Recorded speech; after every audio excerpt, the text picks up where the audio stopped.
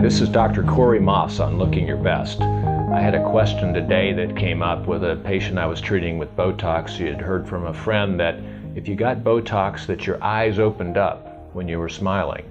And it's actually true to a certain extent that your eyes can be opened slightly by treatment with Botox, Dysport or Xeomin, the three competitors that are out there, by treating the important sphincter muscle that surrounds the eye in concentric circles. It's the one that squeezes the eye closed.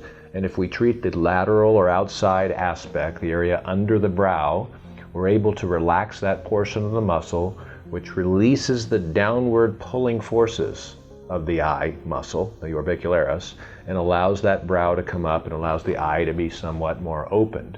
Now that's generally true at rest. We've measured that in a study that I conducted in the early 2000s where we compared Botox brow position before and after Botox and showed that from the middle part of the pupil to the lowest brow hair and the lateral canthus or corner of the eye, the lowest brow hair, we could get up to 5 millimeters of brow elevation at rest after treatment with Botox, Dysport or Xeomin being similar.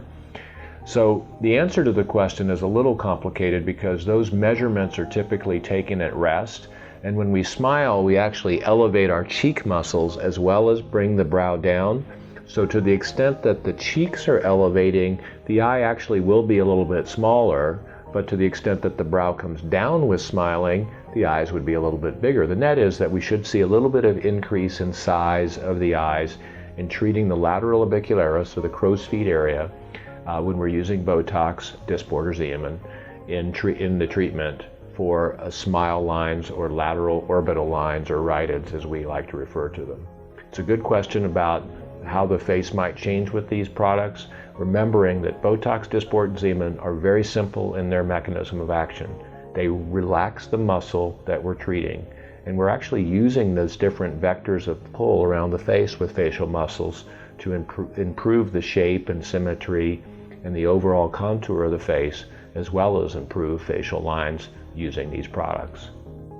If you have any other questions about Botox, Dysport or Xeomin, any of the new products that might be coming along, including any of the cosmetic injectables, I'm happy to answer them. You can visit my video blog at drmaas.com, our website at maasclinic.com, that's M-A-A-S clinic.com. And anytime you want to write in or call, please feel free to do so. As always, it's my pleasure to answer your questions. This is Dr. Corey Maas on Looking Your Best.